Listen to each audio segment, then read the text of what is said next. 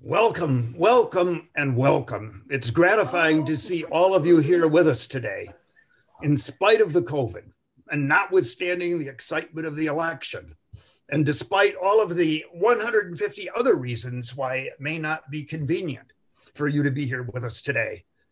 So, what is this all about? Well, first of all, it's a chance for us to thank you for all of your support in this very inconvenient year, for attending so many of our programs this year, and for providing us with financial support, and in particular for being there with us at the world's first ever virtual gala on April the 7th. So what do we have planned for you this afternoon? Fundamentally, two things. First, a panel discussion with our game changers from the past couple of years. Sam So, the Stanford scientist who created the best way to treat and manage hepatitis B.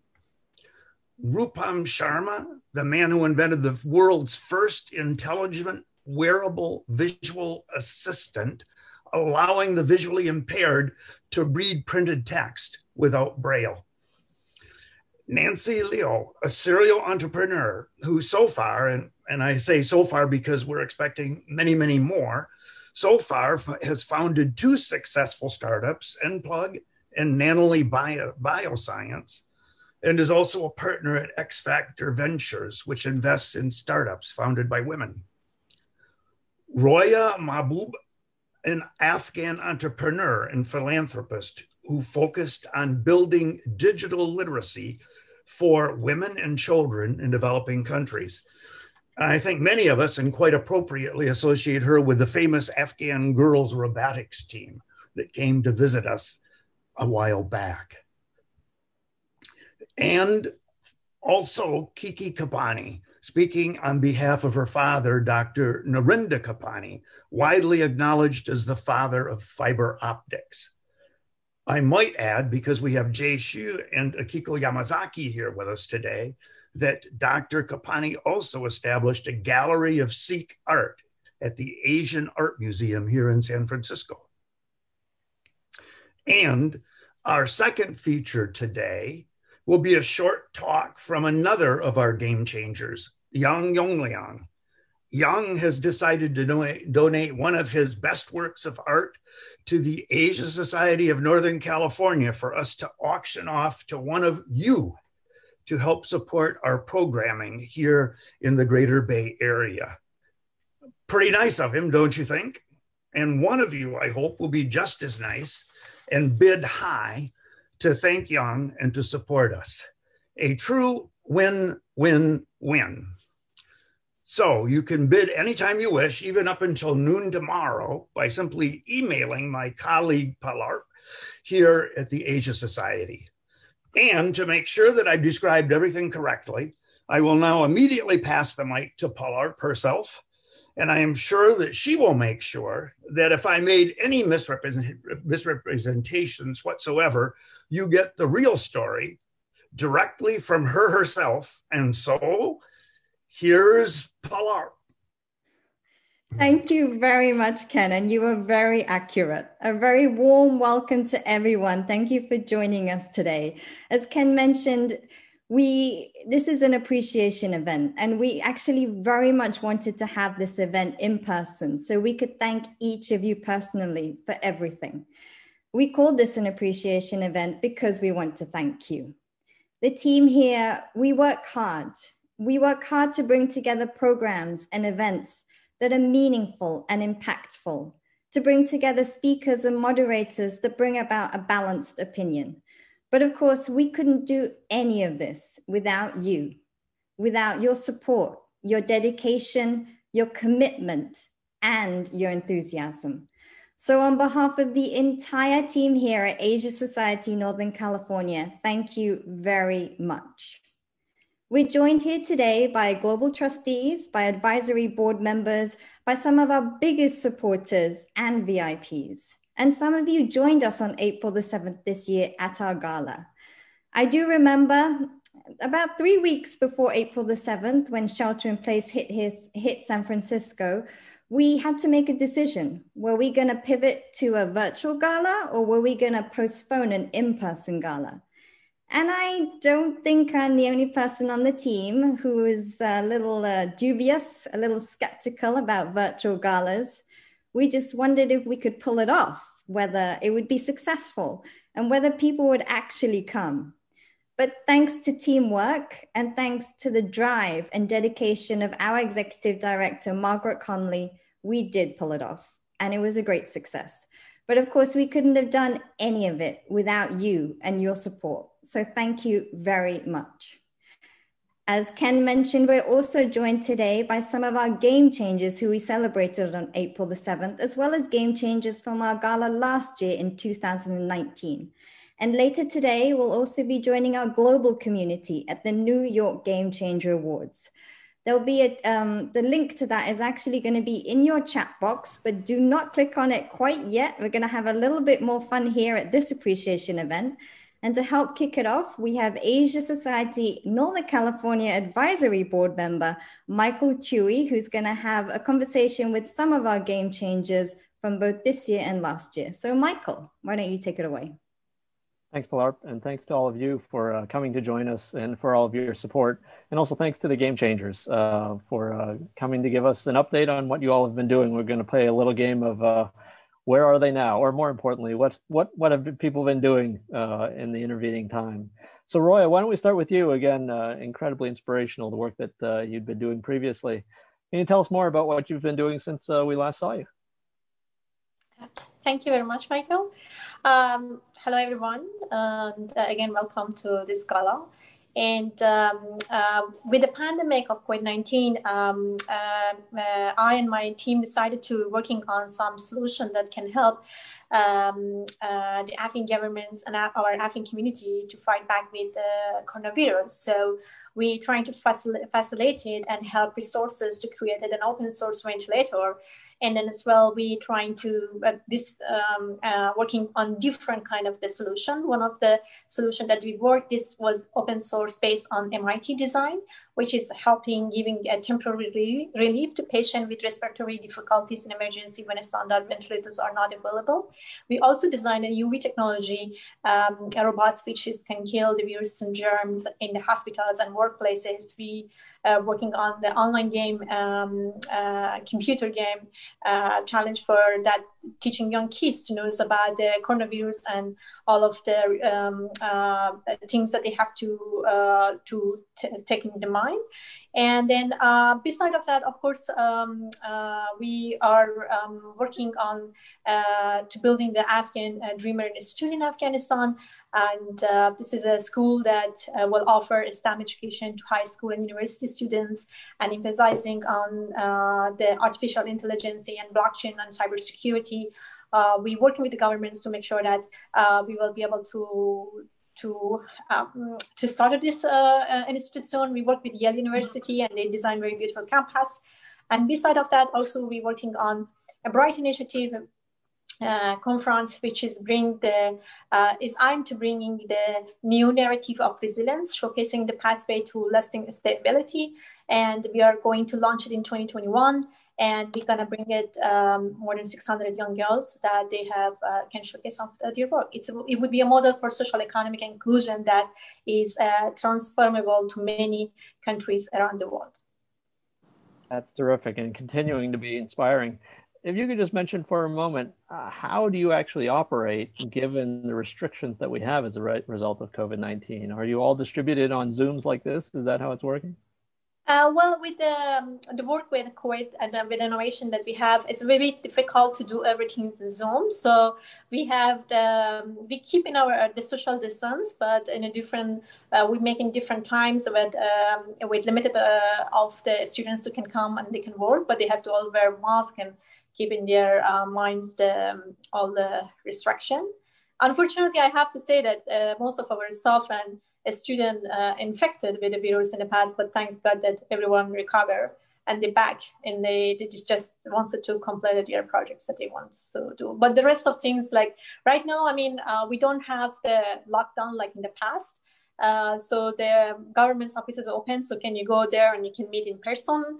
But for the Bright Initiative, still we do every preparing through Zoom. That's terrific. Glad that everyone's safe. Dr. So, you're an expert in liver and liver cancer, amongst others. We know that, COVID, the response of patients is, determined partly by their other conditions that they might have. Would love to hear from you what you're seeing in terms of the trajectory of liver cancer research in general, and how COVID has influenced or impacted, the work that you're doing. So, as you know, we have a very ambitious goal at the Asian Liver Center with the goal of eliminating hepatitis B and reducing the burden of liver cancer worldwide, hopefully before 2030. So, every year about almost close to 1 million people die from liver cirrhosis or liver cancer caused by hepatitis B. And, we basically focus on addressing the gaps. And one of the major gaps is a lot of the doctors worldwide, including in the US, the primary care providers don't know how to manage and treat people with chronic hepatitis B. So, even though now, last year I was in Mongolia and also China trying to help with their national efforts. But now since January and February, we are pretty much grounded.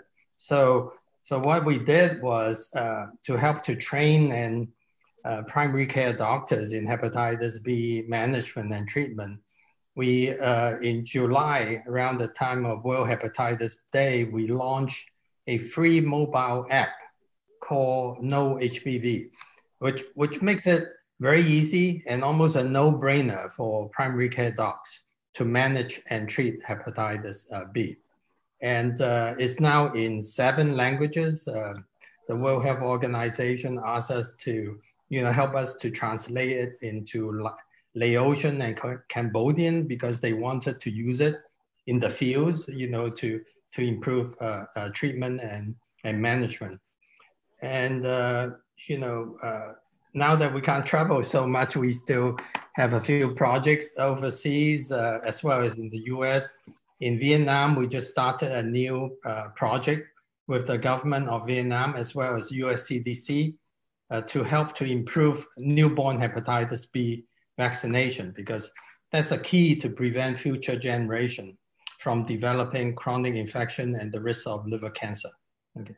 So, and in China, we continue to conduct very large-scale public awareness and education initiatives with, public sector as well as the private sector, including corporations, health departments, NGOs, in an effort to dispel discrimination. There are approximately 90 million people in China living with chronic hepatitis B. And to this day, many of them still are experiencing sort of discriminatory practices and cause a lot of hardship in their life. So we continue to be very active in that. We are well known in China as a big sort of a proponent and very active in the area of dispelling discrimination. In the US, we actually are working with US CDC. We are doing some modeling studies to help to develop more effective strategies to get more people screened and treated. And in the state of California, I've actually been in contact and working with policymakers, state senators, and assembly members to explore introducing legislation that will incentivize or require primary healthcare providers to offer one-time hepatitis B and C screening according to the federal guidelines. So, some of these are some of the activities we are doing, and we hope that that would help to prevent a lot of unnecessary lives lost to chronic hepatitis. That's wonderful, Dr. So. Thank you so much for your dedication and keeping things moving along in the face of all the other things that are going on in the health field.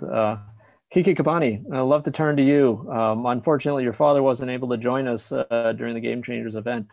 How is he doing? And what have you been up to since we saw you last? Yeah, hi, Michael. Thank you so much for including my father and me in this wonderful event. We're always honored to be a part of it. And my father's been actually quite well and quite busy. He's been enjoying working on his memoirs. He's completed them, and they're called Scenes from the Colorful Life and Times of Narinder Singh Kapani, insightful, inspirational volume of his 90 plus years in India, Imperial College of Science and Technology, and then, coming here and starting the first company in Indians taken public in the Silicon Valley. So he's been very busy and himself an amazing piece of work, I'd say. So he's sitting on multiple boards of companies, working on his exhibitions of art collection, and really enjoying being a grandfather and still bossing my brother and I around quite a bit. He continues to oversee the Sikh Foundation, which he started about 50 years ago with my mom. And he's worked on partnering with 3 museums. So they've established a permanent gallery and gifted 150 artworks from the Kapani collection in the Montreal Museum of Art. They've loaned numerous pieces of Sikh art to the Indian Heritage Center in Singapore, and they've partnered with the Triton Museum of Art to create a contemporary Sikh art exhibit in San Jose. They're also presenting a webinar series called The Virtual Tour of Sikh Art from Around the World. So that's what my papa has been up to. For me, as you know, my husband and I founded Kickham Media in 1996 based on the principle that a true story, honestly told, can change lives. We've produced a number of documentaries that delve into social and scientific issues. Our documentaries are accompanied by tremendous community outreach packages, discussion guides, and curriculums. And our films, joined with the outreach package, hope to create thought and action and maybe make some real change. So we've been really proud of our work. But like so many others this year, our families experienced some tremendous loss. We lost my husband in December 2019. Obviously, this loss was really devastating. And, this year really seems like it's brought pain for so many. But since Michael and I together, we're strongly committed to contributing to truth and greater good, I've continued on, like countless others, in spite of what the years dealt us, right? So here's what Kickham Media's accomplished since I last saw you. We've had a documentary air on autonomous vehicles on October 23rd, 2019, called Look Who's Driving. It talks about how autonomous vehicles are now the biggest advance in transportation since horses gave way to automobiles. We look at unprecedented set of technological, engineering, legal, and regulatory challenges in the industry. Another documentary we produced, The Ornament to the World, aired on PBS December 17th, 2019. It's the story of a remarkable 800-year period in medieval Spain when the Muslims, Christians, and Jews forged a common cultural identity that transcended their religious differences, enabled them to coexist, collaborate, and flourish. And then we just finished one called Secrets in Our DNA, which will air on Nova, again on PBS, on January 13th, 2021. This documentary looks at consumer testing of DNA, and it shows how it's reshaping what we know about ourselves, our families, where we come from, what our health might be like. It's also solving crimes. So now we've moved on, and we're currently producing 10 short documentaries on climate science. Each documentary will profile the work of a scientist whose research is helping to eliminate challenges posed by our changing climate. Sort of, important stuff right now. So we're really, really blessed and loving what we're doing. Glad to be here to share everything with you. Kiki, thanks so much for sharing. Our heart goes out to you and your family. Thank you. Congratulations, and thank you for everything you're doing as you carry on. Yes, thank you. Let's turn to Nancy. Nancy, you do a lot of different things. Given the moment, we'd love to ask you about Nanoli Bioscience. Where previously you talked about creating polymers that eliminate the necessity for refrigeration. We know some of the COVID vaccine candidates out there require some high degrees of refrigeration. Are those pieces of work intersecting out there? Yes, I'm so delighted to be here and see everybody. It is crazy that it's already the final quarter of the year in October. Time truly flies. So I think this year has been just really interesting for all of my companies. We've really, I think, for all the companies, really changed what we had in our product pipeline for this year. So certainly for Nanoli Bioscience, what we do is we make polymers so that you don't need to refrigerate, whether it's drugs or vaccines or enzymes. So what we were focusing on before was really therapeutics, biologics, enzymes. Vaccines weren't the most profitable area for us. But of course, given what's happening in the world, our team was like, actually, this is what we need to focus on this year. We need to make sure that people know about our product, that anyone that is developing a COVID vaccine, because the adenovirus for the COVID vaccine, it has to be stored in negative 80 degrees Celsius, which is really crazy. So that's why you've probably read a lot of articles that talk about, even once we have this vaccine, how do we get it to places, rural areas of the world, or even places in the US that don't have adequate infrastructure to keep all of the vaccines refrigerated. And so for Nanoli, we've really shifted gears this year just to focus on working with companies that are developing vaccines. And in fact, in the process, we were able to connect with companies that weren't working on COVID vaccines, but Ebola vaccine, who was also struggling with ensuring that the vaccine was able to be used outside, not having to be refrigerated constantly. For a lot of vaccines, it literally, you cannot use it after it's been sitting at room temperature. Even for some that are very temperature sensitive, for 10 minutes, it's no longer active. And so we've really shifted our gear, and I'm really proud of our team for being able to do that. And so, of course, for anyone on this call, would love to get your help. If there's any companies that you know of that is developing vaccines and they're struggling with temperature sensitivity, we would be delighted to work with them and help them out. That's terrific. And operationally, have the COVID restrictions affected the way that you operate in your businesses? Yes, although I am in Implug's LA office, there's nobody here. This is Thursday at 4:30, but I assure you everyone's pretty productive at home because for Implug, we're able to operate remotely. Everything is just done on a computer. So for some of our team, they're like, maybe we can just, be remote all the time and work from home. Certainly for the Nanoli Bioscience team, we do still go into the lab to get work done. For Nanoli, it's based in, so we actually have labs in Colorado and Switzerland. And so that's been really interesting.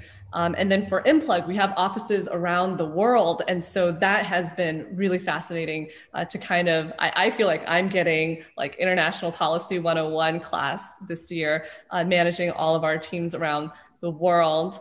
But one interesting thing operationally that I'm also really proud of our team is, so, outside of Implug and Nanoli, I produce TV shows. And one of the TV shows that I produce, it's called Drama World. And it is a cross-border K-drama mixed, it's US and Korea doing this really, really fun thing together. And I think we were the only US TV production that was able to complete production during COVID. So look out for a really, really fun, unique, cute TV show coming out soon called Drama World. That's great. Thanks, Nancy. Let's turn to Rupaul. Rupaul, as far as I can tell, you might be physically distancing by being in the middle of Victoria Harbor, which other than Bill Fuller might be the best location of all of us. And by the way, Hong Kong in general is doing quite well, I think, nowadays. So we'd love to hear what you've been up to recently, and sharing your experience, particularly in Asia, where the way the virus has evolved has varied in different locations. Good morning, everybody. Greetings from Hong Kong.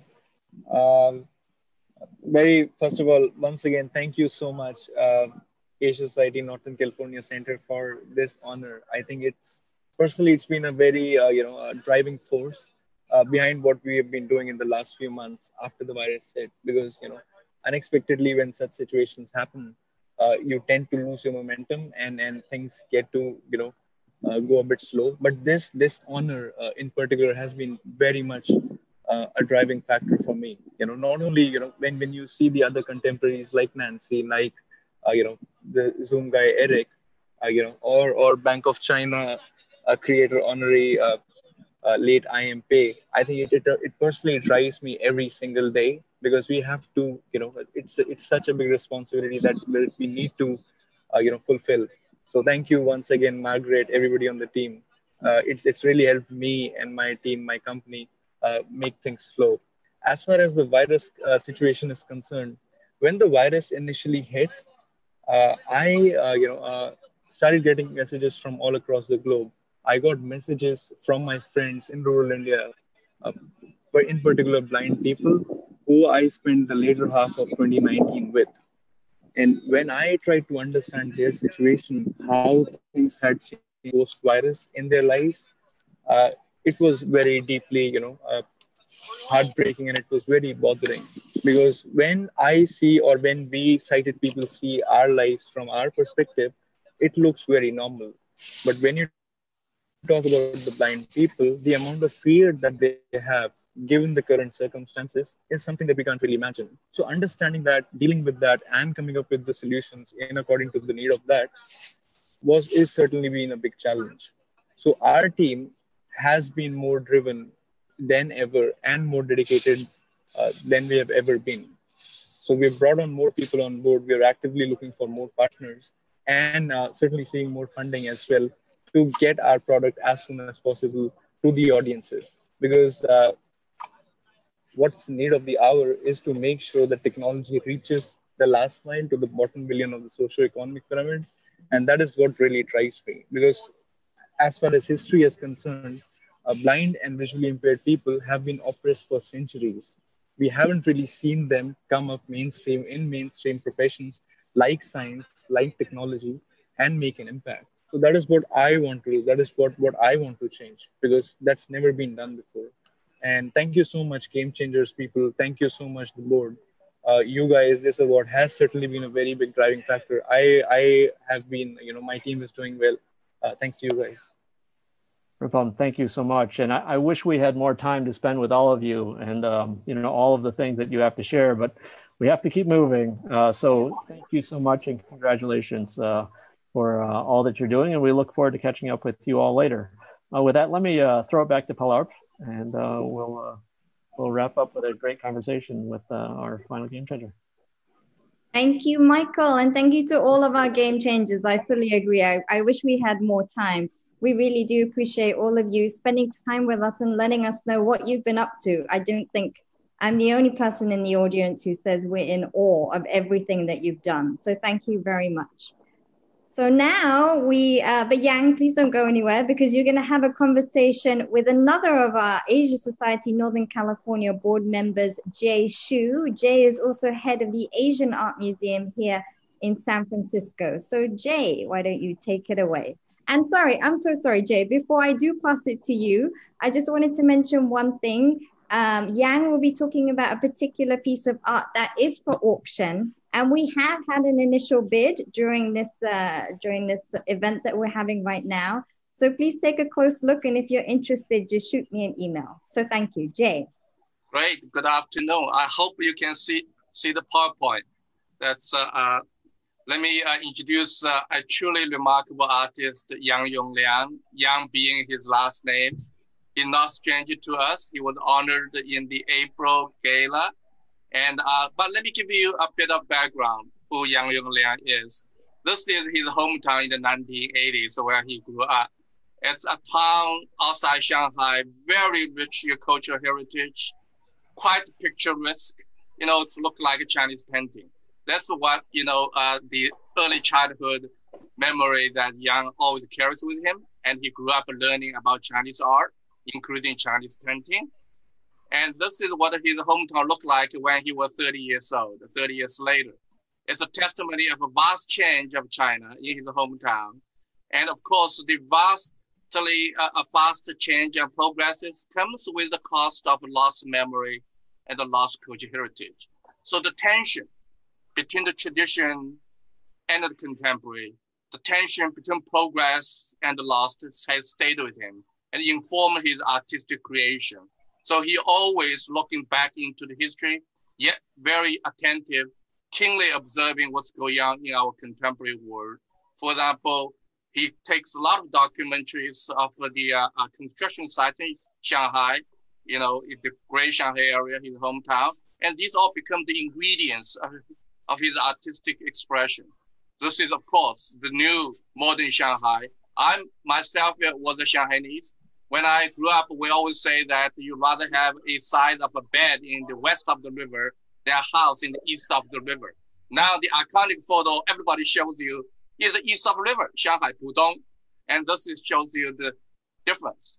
And Yang has very meaningfully combined his traditional training in painting and developed his skill, really remarkable singular skill in manipulating photographs and also videos, multimedia. So this picture, for example, looks very traditional in a sense, at a glance, particularly at a distance. But if you observe carefully, actually has lots of things going on. The construction sites, the superhighways, and so on and so forth. And this is not only a still image, actually it's a video.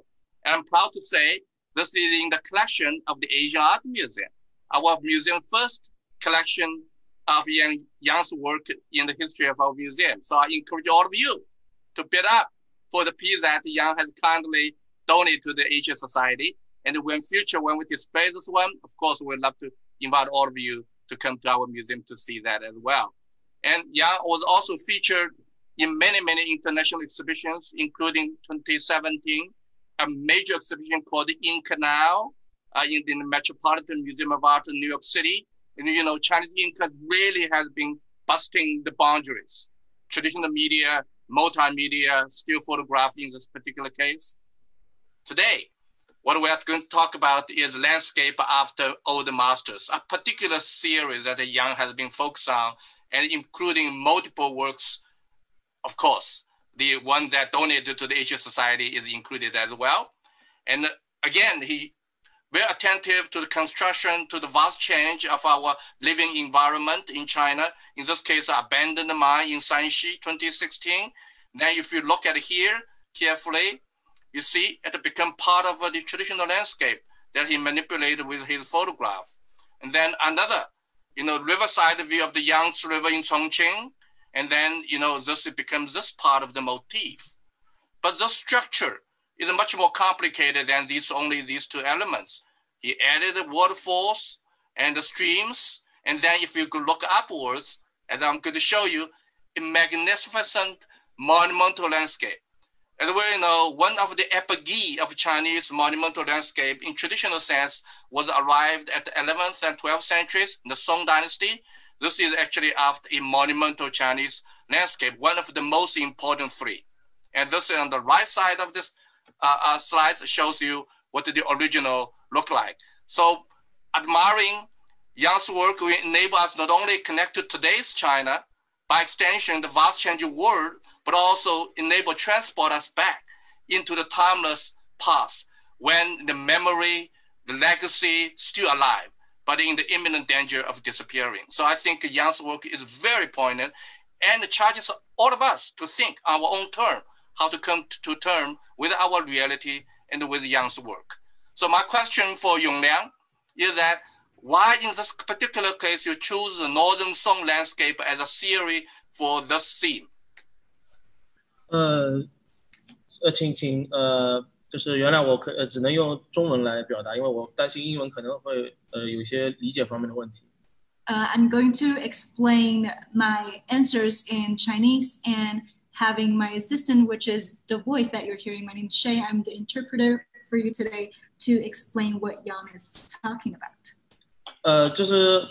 是这样的，我为什么会选择这件作品，就是选择这件作品来创作，就是因为当初我在拍摄取材的时候，就是去山西，之前时候。我在拍摄的时候发现了一个巨大的一个矿场。其实，你现在所见的这个图画上面的一些山的痕迹，其实是人工开采的，而不是自然形成的。That happens actually during the trip that I went to Shanxi province and I went to the mine factory, noticing that a lot of the texture on the mountains are not natural textures of mountains, but instead their textures after the sites being excavated, and that really interests me visually. 当我看见这些就是山石的纹理的时候，我脑子里边就浮现了理塘的这幅山水，就是因为它的那个肌理就和理塘的山水里的这种称法非常的接近，所以当初让我的就是思维上面形成了一种联系。I made the connection immediately after seeing the texture of the mountains in the mine factory, because how much they resonate with Norse Song master painter Li Tang's work. A certain texture of his brush and ink use in terms of the texture that he wanted to represent in his surrealistic, actually, mountain landscape looks visually similar to the mountain that I'm seeing in Shanxi. 然后就是由于我从小一直学习山水画，中国古代山水画，然后我形成了一种类似古代的临摹的习惯，所以我现在无法控制的一种会用这种创作手法来进行重新的再创作。A big part of my training as a traditional Chinese painter is to make replica of old masters' work, and that's basically my curriculum as the education that I was receiving as a traditional Chinese painter, and I just couldn't help recreating that even when I'm dealing with a digital medium and with new elements. Good. Yongliang, I think we may have time for one more question. Now, I'm cognizant that you actually now living in New York. So you are really a truly international, hometown in Shanghai. And then, cross the Pacific, here's America, and across the continent, there's New York and the shore of the Atlantic. So in this very unique combination of traditional and contemporary, what message, how do you want to engage the international audience? As we always say, globalism, in my view, starts with your own neighborhood. Globalism does not exclude you from being very particular in your cultural sensibility. At the same time, how you would like your international audience to enjoy, to interact with your work of art? 我的创作的习惯，通常是会用一种怎么说，就是非常漂亮的一种形式把你吸引过来。但当你仔细的去观察我的作品的时候，你会发现很多很多的令人不愉悦的一些细节，就是这些细节就是这种反差，我觉得是我带给观众的一种惊喜也好，或者是一种冲击力也好，我觉得这是我希望带给观众的一种感受。The message, or let's say what I wanted to present to the audience is, first of all, to start with the aesthetics of Chinese painting, for sure, to begin with. But then I often want my audience to see the hidden troubles, the hidden dangers in the landscapes. And I think the beautiful aesthetics versus the hidden danger really create a conflict that is a topic not only to me, myself, my own culture, but also universally.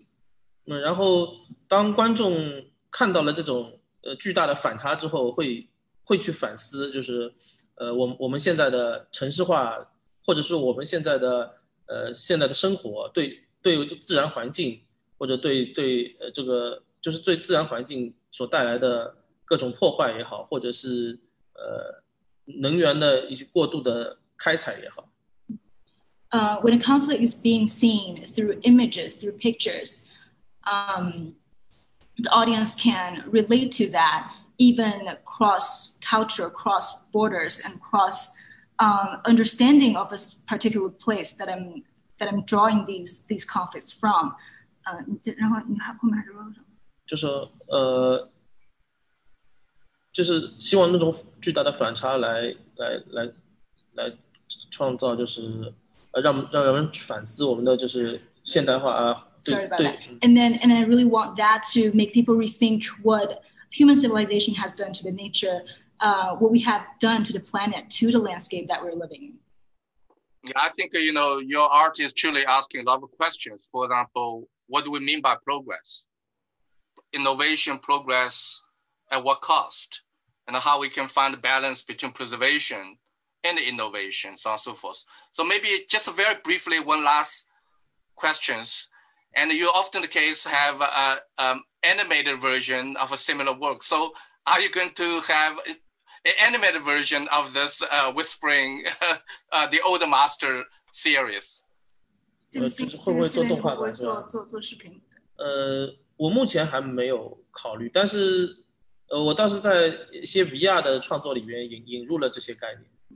Not right now, not in video works, but I have been discovering a new world in the virtual reality world, which is even more immersive than video works. And I'm, starting to try out. So wonderful. So once again, I encourage all of you to bid for this piece and also keep your eyes wide open for what Yongliang has to produce the next. So I'll give back to Palak. Thank you.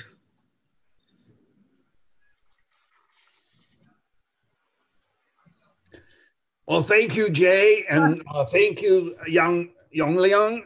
And that is it for tonight. It's so nice to see you. It's so nice to see our game changers again.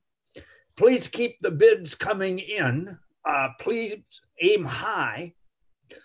And after this show, consider tuning into our second feature, the New York Game Changer Show, right after this.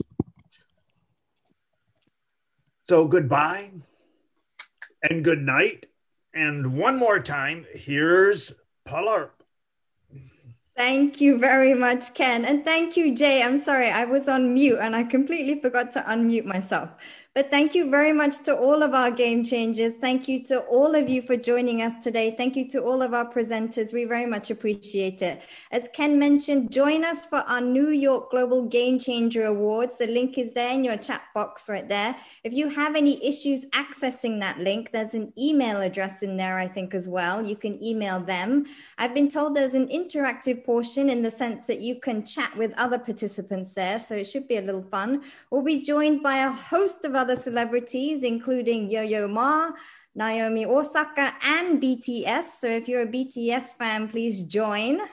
One more shout out to Yang Yongliang. If you are interested in his beautiful piece of artwork, please do shoot me an email before midday tomorrow. Otherwise, it's going to go to the open market.